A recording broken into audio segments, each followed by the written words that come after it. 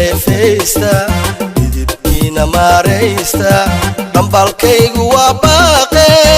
deftiisu waa guule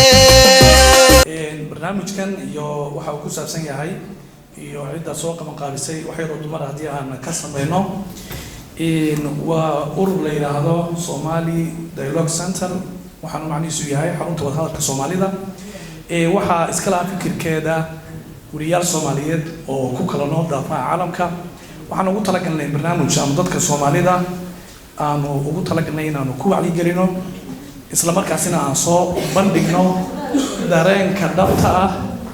ee dadka dhiban ee Soomaaliyeed ee qurbaan ku nool waa barnaamij Soomaali u furan waana barnaamij laga hirgeliyay wadankii iyo waliba adduunka meel walba oo Soomaalidu ay joogto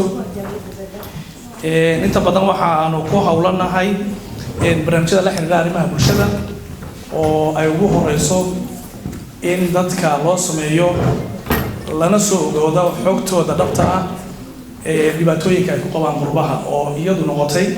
dhibaato ka badantii wadankii ka jirtay waqtigaas ka badanna way naga istaahishaa inaan u horno mudanayaal iyo marwooyin iyo maqaawirta sharafta leh ee barnaamijkan ka wada soo qayb galay mar kale waad ku mahadsantihiin ajiibitaanka ama ka jawaabida caasimada leedin sameeyay inaad barnaamijkan danta noogu wada jirtaad ka soo qayb gashaan sidaad la socotaan dhalinyarada Soomaaliyeed oo bulshada Soomaaliyeed statistics kasta ama tirakoob kasta oo la sameeyo ay ka maqraati kacayso in boqolkiiba 75 ay mujtamaca Soomaaliyeed da'doodu ka yar tahay 30 jir ama da'da 30ka waa boqolkiiba 75 mujtamac ay shacabkiisu ka yar yihiin da'da 30 jirka waxaan dareemi karaa bulsho kastana waxa uu ah udub dhexaad lagu cabiraa ama miqyaaska u ah cabiraada inay bulshadaas ay tahay bulsho fashilantay ama bulsho guuleysatay waa dhalinyaradeeda marka dhalinyaradii Soomaaliyeed oo mujtamaceena intaas ka ah hadda la socda markii la leeyahay 30 wali da'dii dhalinyarada waxba ka dhiman oo da'da dhalinyaranimadu 40 ku dhamaataa sida ay u badinayaan dadka arrimahan ka faalooda 40 jir ayuu qofku dhalinyaranimada kaga baxaa inta badan marka iyadoo wali dhalinyaranimadii dhamaanin oo 30 lagu joojiyay bay haddana mujtamaci waxay ka noqdeen 75 mujtamac kastana muraayada laga eego inuu guuleysanayo iyo inuu burburayo iyo inuu hormarayo waa dhalinyaradiisa marka waxaynu caawa isugu wada nimidinayno qaybta muhiimka ee bulshadeena kamid ah ka wada tashano la ilaaha ma hadda iskale inuu kulisiyo kulligeenba waxaan ilaahay subhanahu wa ta'ala ka rajeynaa insha Allah ta'ala marka halkan caawada ka wada dhaqaaqno in aanu ku kala tagno insha Allah ta'ala talooyin wanaagsan iyo fikrado suuban mujtamac burburay ama mujtamac burbura ummadaha dhan waa soo maraan xaalad noocaas wax Soomaali maartay u gaar ah ma aha marka qaar kood yeelan aad isu jirdin inagu oo inaan aad isu canaanan dhibaatada dalkeena soo martay dadkeena wali qaybo kamid ah ku jiro dadyo kala soo maray oo inala mid ah marka taas wixii dhacay maxay u dhaceen inuu raahno waa khalad ilaahay subhanahu wa ta'ala nagu qori laakiin ilaahay nagu xisaabtamo doona waxa weeye ogaatay wixii dhacay maxaa ka qabatay wixii dhacay waan ogaanay burburku wuxuu keenay waynu ogaanay dhibaatada in qabsatay waynu ogaanay cudurrada haysta waynu ogaanay su'aashu waxa weeye dad buu ilaahay naga dhigay maxaan ka qaban tamaantii yawm qiyaamah maanta aynu caawad dhiman ilaahay subhanahu wa ta'ala inuu weydiinay waxa weeye adigu dowrkii aad lahayd ee kula gudboona maxaad u qaban weyday maxaad qabatay maxaad samaysay kulligeen waalid baynu nahay walaal baynu nahay abtiyo adeer baynu nahay eeday habaryar baynu nahay aweeyaynu nahay dad mujtamac ku dhex noolayeen nahay kulligeenba marka maxaynu qabanaa doorka ilaahayna siiyay qofkaan u dhalay ee koon abtiga u ahayn iyo habaryarta waan u ahayn maxaynu u samaynay mujtamacan guud ee ku wada dhex noolay ilaahay subhanahu wa ta'ala mujtamacu naga dhaliyay maxaynu u qabanaa dhalintaas anigu أنا استاتستيك أنا هي واحد أرجع حسب مركي اللي يراهو شوف سياسة تقود عالم كذا نقود بقى لنا terrorism markii la yiraahdo dadka ugu badan oo terrorist sameeya waa dadka u dhashay ama ka shaqeeya muxuu dadka loo yiraahdo muxuu tatarifin al-yaminiyiin garabka midig سوار الديمقراطي وحلا من حاجة حكسي حاجة سوار الديمقراط يقول حاجة حكسي حاجة مدكت أي أوجب بدن تيروريزم يوروب كصمية أما دد هادلين أما هو عنصريين أما مساجد هجوبين أما دد هادلين ما هدد كصومال ما دد مسلم كمان دد كصومالنا ما والله بعطني صدق محمد عروتنا ترنا زوما بقول بجارسي شن بقول خدك مركز الرزمة اللي نقول شيء لكن ضد كاسنا حتى شن طاب بقصان شيء وإلا سويدين محاكي حناقين محاو جايي ولكن دجنها مركولن أما دجنا رينكبي إنه أنتوا تجروا بوسطه ديار راعوا تركيا كدجوا لا دقيقته أما تروح حلب يا حمص وكدج على محاو جايي محاك الدنبي وضوط ماشي تالوي هذا ما يسكدوا عندما يقصون نقضوا مسؤولية إنك نصار ولا ليال وأنا كان دوني أن كابل إن شاء الله تعالى سياسة دقود عالم وادي قبضيسان سياسة الصومالي وادي قبضيسان الصومالي وادي قبضيسان الرماس صوت واحد يكون ترى كريم بجد لكن والدهان أبانا هاي ولا البانا هاي نص صوماليات بانا هاي وقوي الصومالي كسوة شيء dad Soomaaliyeed ka dhashay fikradda arabaan ku soo kordhiyo insha Allah taala waxay tahay inaan ka hadlo mas'uuliyaddeena in saaran dib u eegno guryaheena mitaal baa jir loo jiray in kasto khatar oo cadiima naagum ba ka dambaysa oo heerka soo gaarsiisay wiil kasta oo saaqiday oo isku ku dhaca ka dhacayna waxa ka dambeeya uu guri ka soo bixi waayay doorkiisa هيراتو أنا هويناتو دم يقول قوليه لكن قولوا إنه الدم يقولنا واحد دم بيقوله فوران إن كان لفوري إلى بدل لو وصل حرتي اللي راو ياشوا كده حكاجة حد ما حكى دعية مودي بنت لانديو إيجو بلد عروت البدل لو وصل حرتي بس هو قال كتان ليه واحد تستكتان بناك بيتصير حرتي الفريست waxaa ka dambeeya mu'tamarkan islaamiga la qabanayo ee looga hadlayo af Soomaali anigu aan fahmayo af Soomaali anigu aan fahmayo laga hadlayo lan ogeyn dhalintaas badni badankoodu inaysan ku hadlin af Soomaali fahmi karin sheekha wuxuu sheegayo sheekhu ka hadlayo arrimo iyaga aan xusayn محاضرة كوساب سنتي أبوه يا أبوه ديو أيّيدو محاضرة يقول هذا مش واحد جنب بيجي إسكاله والد كبر بود فكني سبتول كتبه سكول كتبه اللي يقول كابو حمود دلي وشارك كبر بالرباح أول كابو مركب بس كشري والسعودي قف أفلقاتي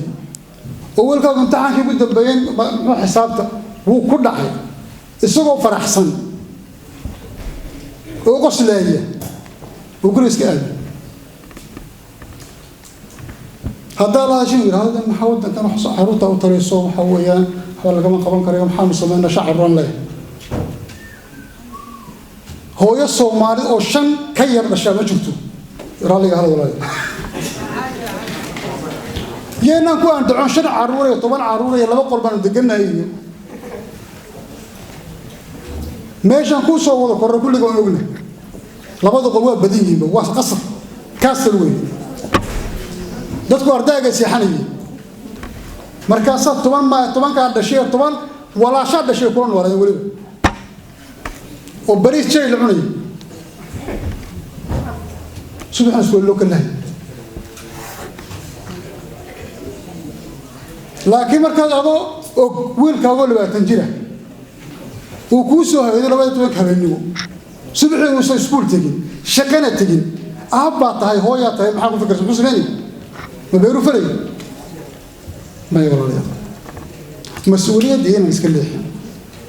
دور كأنه هيا راضو هوين هذا مسؤوليات هو إنك نصارنت هذا كي يحكي سوق نادي بعضهم بيقدم بين العاف فكرته وبدنا دوره هذا كان بضيع من دونيه إنا نكون سوقه الدور كله نقربه وأنا يقدم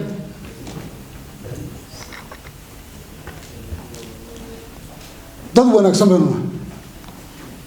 dadka Soomaaliyeed waa wanaagsan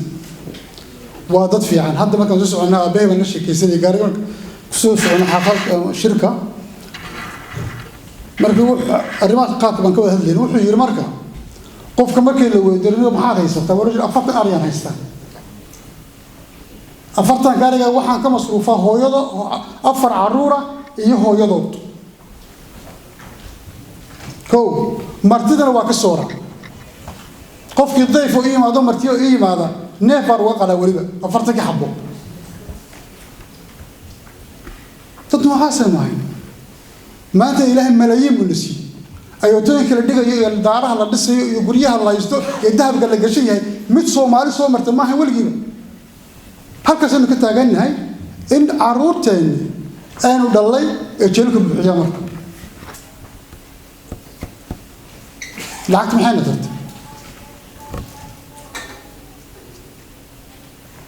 إنا نشرد المدوني ولا ريال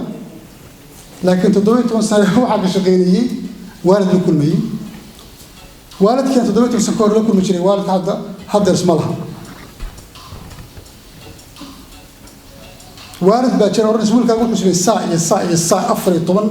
شيء بقى أوترنا سمكسو كله إذا كم حق خواتم معناه اللي يقرأ نقطته ومعلم كيسية بيسألها لقرأها وهيس وأبيس. أنا إنه لا أنا هاي إنه الإسلام ورد بعلين إنه مدن السيد ده يلا يدور قبل حنا لا يدور ورد وما يدور. أدب هو يد الصومالي ده حيو بهم حيو حرا بدن. كنت منا أها إن ده نجمع حتى من نجمع استهشين دب المسار. ويكستاني إنه يدو حدون سايم وده عم برسلنا نظام المعروف في عمل. شكل هو هيستان هو حط الجرب وهيستان هذه أي هيسنينا نعيب عليه جرب كهيسن موضوع قبي يغير تاني كيلو وترجلي مبيد الحسوب يعني صوب الشيء يعني هو يد الصوماليين ما كان يود الكتيم هذا الشط بقولها وحقولها يعني ما جرب يساي أي نفلين إني بقى كمل محل كمله الميلاد بقى كمله لقد بقى كمله حتى كلر كيد ذكر إنه لا نقول هو وقت إنه ذكر شاف بيننا وحكم ده دقالي وحرجة يا با هو يدينا نسلم كيف شقي سنة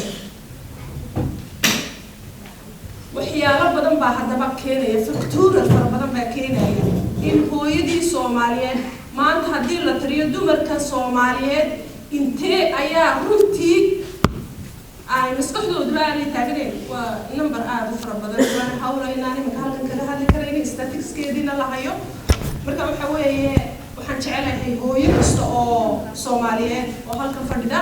iyo intermediate ay ka daawanaysa inaan baaq runtii aan gaarsiiyo oranaya horta marka ugu horeysa ka baqanina systemkan ay ku jirto waxa weeye waa bari ma imka ka hadlayo wuxuu yidhi laba qol baynu deganeen buu yidhi waa laba qol baynu deganeen laakiin hadda markii halkan aynu nimid laba qol laguma filaa ilmaha yareen Swedish ka oo ilmaha class kala dhiganaya ka soo eeganaya taasa keentay in carruurtii dibadda u boodaan wax soo xadaan ku raadiyaan marxalad kaste waana dhaqaale wax leeyahay waali artii ma wax kale hatu dhaqaale raadinaya madama aan aabihiina kaalintii loogu talagalay xaqiiqadii aan ka soo bixin percentage weyn ka hadlay hooyadiina ay la tacadiyayso ama ay rabto inay ubadkeedii hayso de dhaqaalaha socialka la yiraahdo dayarka kale inuu yimid waa kii istiga hal hawlaan ila kii raaya halkan runtii ka dhameeyay iskuulka wuxuu yidhi socialku waxa weeye waa marxalad adag ka waxaan jeclaan lahay in hooyo kasta ay isku daydo ilmaheeda يعني سيدي أيضا ay u badbaadin lahayd taasoo ah in aynu waddanka dhex galno dad maryo badan baynu nahay dad waxaynu nahay aggressive waa sida iyagu naga qabaan dad waxaynu nahay runtii nadaafadoodu fiicnayn dad waxa aynu nahay iyagu aan isjeclayn oo qabiil iyo frenino iyo land iyo dee magacyo fara badan ka baxay ayaynu nahay marka dhibaatooyinkeena iyo halka laynooga soo dhacaya innaga ayaa gacanteena ku keenay taasaana la rabaa in aynu innagu intaynu gacantays wada qabsano dadkii waddankan idinka soo horreeyey runtii aad wax weydiin kartaa in aad maxaa la yidhahdaa wax weydiisaan waxaan rabaa in aan hadalkayga soo gabagabeeyo oo runtii de waqti badan layma siinin waxaan ahay xildhibaan golaha deegaanka runtiina waxaan fadhiyaa meesha Soomaaliya iyo go'aanada halka lagaga qaadanayo waxaa laynoo qabaa especially dumarkeena Soomaaliyeed inay yihiin dumar runtii adag oo gabadh Swedish oo ma garanaysa dawladda la fadhidaabeen saddex caruur ama afar caruur haysayo sida idinku adag tihiin ee ilmihiina u daba socotaan ma jirto barnaamijkan inamadan soo diyaariyeen jabtara fara badan u yeelanaya wuxuu yeelan doonaa yani jabtar baan usoo qaybin doonaa in hooyooyinka mar focuska la saaro in caruurta mar yani waxa weeye bilow marka aad idin salaamaya wixii su-aalaha aad qabtaan waa i weydiin kartaan intaan la hadlayo qalad nabiga soo baxa aad baan idin raaligelinaya runtii aadna waan idin jecelay dhammaantiin marka ugu horeysa waxaan rabaa inaan idhaahdo hooyooyinka Soomaaliyeed waa hooyooyin adag oo sharaf leh runtii hooyada anigu hooyooyin badan baan la kulmaa shaqadaydu ma aha Soomaali kaliya kama shaqeeyo hooyooyinkeen way ka horeeyaan dadka way ka adag yihiin way ka dadaal badan yihiin way ka karti badan yihiin laakiin waa dad ciilan waa dad garab la'aan hayso waa dad u bartay waddankoodii habreeri joogtay eed joogtay dar jooga ayay joogtay in caruurta la koriyo waa dad ku soo dhacay banaanka waxay u badan yihiin waa qiyaasi kartaan intaas oo sano meeshaan ka shaqeynay every day waxaan la kulmaa hooyo ama qof dhalinyaro ah inta qof aan la kulmay ma qiyaasi kartiin waxaan la kulmaa marka 95% hooyo ina fahamtaan wax ordayna hooyo tahay nasiib xumo abayaal badan lama kulmo iskuuladu way cabaadaan waxay ka cabaadaan hooyo kaliya ordaysa hooyooyinku way dadaaleen qof walba ibn aadanna wuxuu qabtaa sida uu yaqaan reference buu leeyahay maskaxdiisu waxa uu hore u soo bartay wuxuu soo arkay way aragnimadiisa aqligiisa cilmigiisa isagoo kaashanaya dabadeedna intaas uu isticmaalaa wax kale ma haysto meel kale ka keenaa ma jirto mabaadidiisa diintiisa afkiisa inta uu hayo hooyooyinkan marka waxay u badan yihiin hooyooyin caruur badan dhalay waxbarashada inta badan meel dheer ka gaaray hadday ka gaareen aan ku camal falaneyn oo ilmo uu korinayo inta badan markii waddanka la soo galay dhowr 20 sano ka hor meelaha waxa waddanku iska fududaa iska qaboobaa waddankan dhacaga la iska qaadan jiray hooyooyinka caruur ay iska dhaleen jaaniski wuu seegay oo maaragtay waxbarashada hadda sida dadka hadda soo gala waxa moodaa inay ka faa'iideystaan dadka hore jubka ku dhacday oo isla markii waxa arkaysaa inay xafiiska shaqada waxay ku leeyihiin C baan dhameeyay O baan dhameeyay way socdaan waxay rabaan inay waxbarashadii ka qasaatay hore u socdaan inagu laakiin waxaynu u nimi waddan qabow markaynu imaanaynay caruurahan hadda galaya arrimahan maaha caruur yimid waddanka waxay u badan yihiin caruur waddanka ku dhashay marka hooyo kaligeeda marka subxaanallah lix cunug ma kala gaarto mana kaafin karto hadday kaafiso inay dhar qurux badan u soo gado hadday kaafiso inay cunadii u kariso hadday kaafiso inay dharkii u dhaqdo base maaragtay needskii way buuxisay cunadii jiifkii dharkii way buuxisay laakiin ma wuxuu u baahan yahay mentally in laga dhiso yaa dhisaya mentally aawe marka yaa ku shubaya maskaxda ila maskaxdu maaha iskuulka kaliya waxa uu ka soo barto ilmo yar baan ugu 6 baan haya labadii waa dir markay soo galaan waan daalana cashada baan u karnaya wariga amsa khayladii baan leeyahay warnaga amsa ama TV-gan bahor dhigaya cunadii baan karinaya waa u soo dhigay saaka aniga ruuxayga iskuul la yidira ma shaqo ruuxaygu waan gariiraya waan daalanahay hadal ma awoodo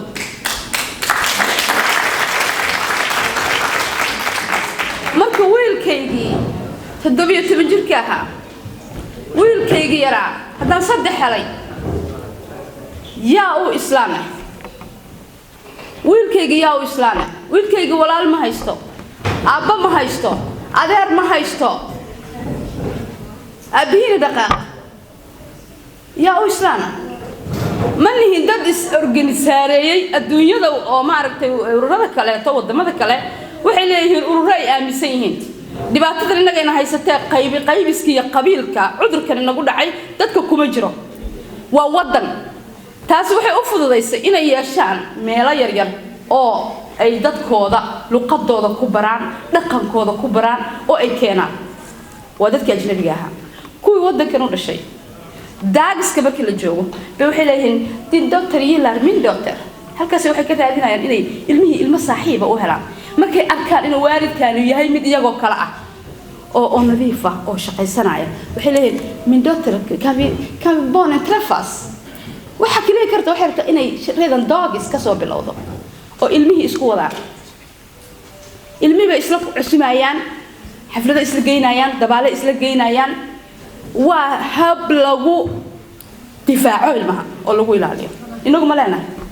ma lihin ilmahaasu wadaya iyaga ku bilaanada isu tagaya waxay ku darayaan isku program ay ana caawa soo qaada adigu caawa soo qaad waxay ka soo markay ilmuhu daagiska jireen bay iska diyaariyaan in 17 auditorium ka taagnaado inagu iska ma diyaarin ma ogeyn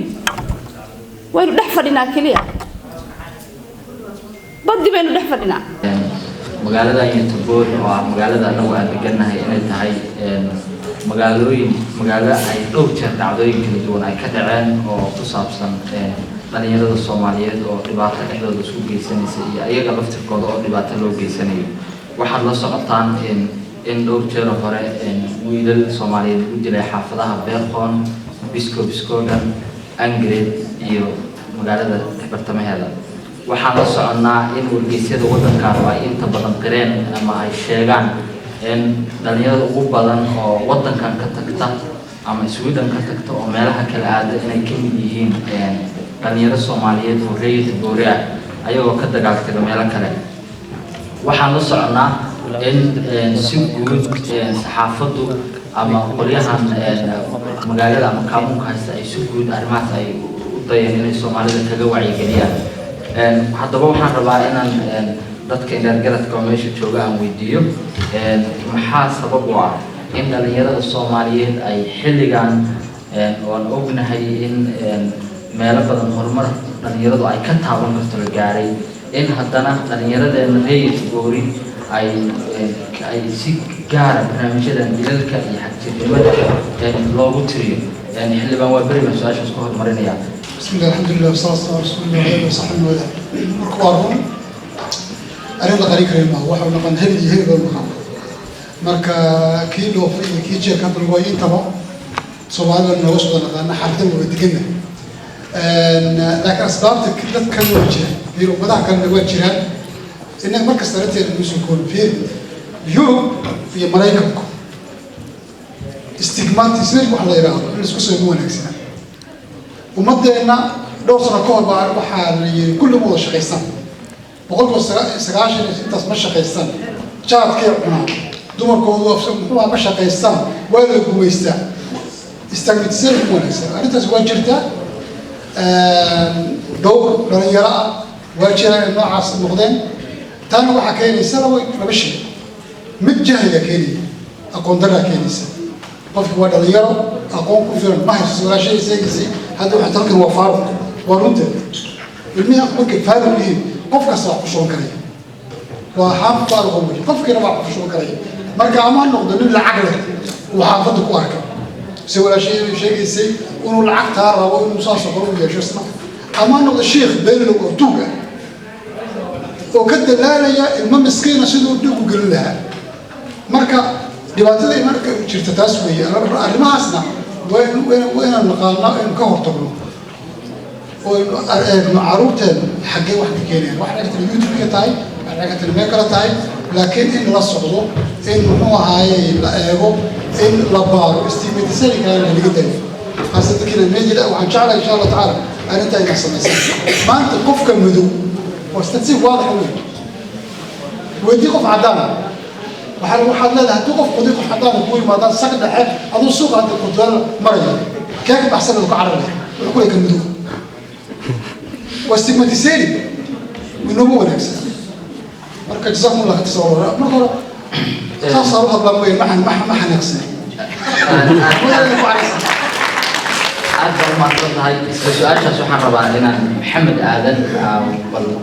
أرتديس كجواب محمد بسم الله الرحمن الرحيم طبعا كنت بلاغي يا مركب كوباد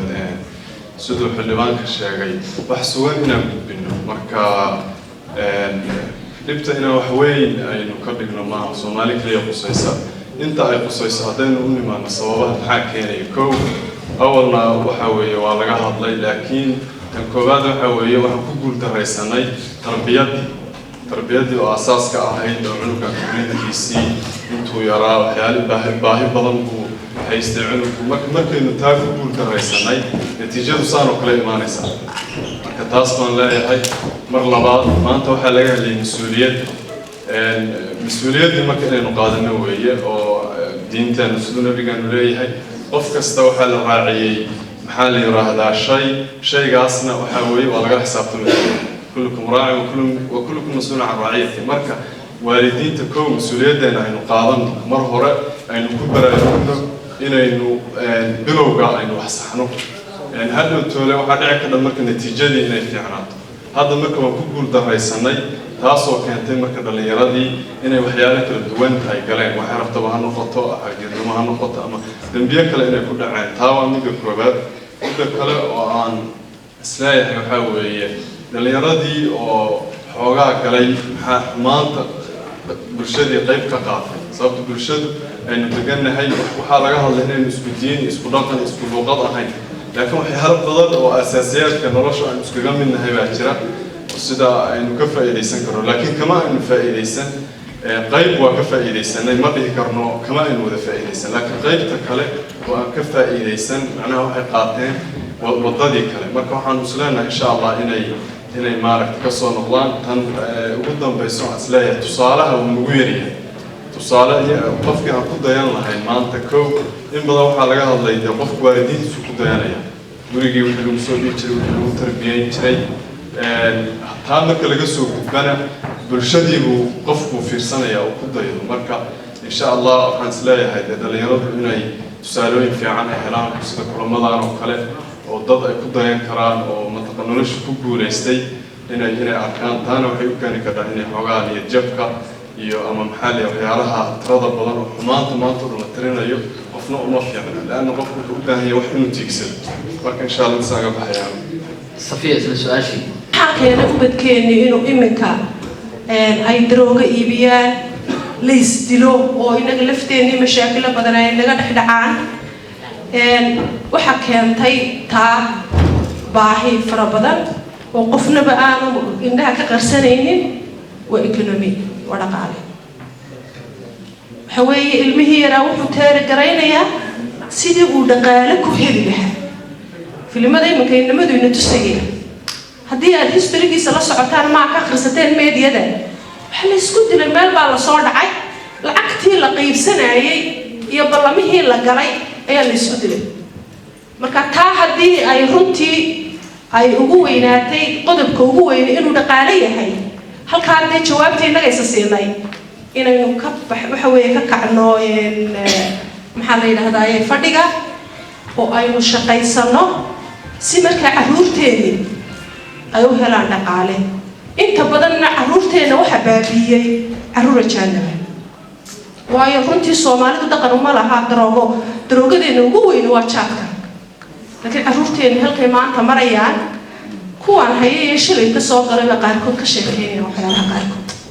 oo endilem ah oo wax lagu ayaan daray weyn weeye marka walaalaasha intaasaan runtii aan cilmi ahaan uga jawaabi lahaa su'aalaha inaan loobin wax maaragtay haddii la dadaalo ilmaha la dadaalo qoralkooda la dhiso oo ay waxa ay su'aalaha ay qabaan looga jawaabo diinta la baro si sax loo baro wadaad aan ilmihii afahmayn hadduu qur-aan u dhigo uu waxba fahamsanayn waxba baranin soo maha wadaadka daayka hadlaya walaalkay waxa waaye wixii cilmigan walma waa inuu fahmaa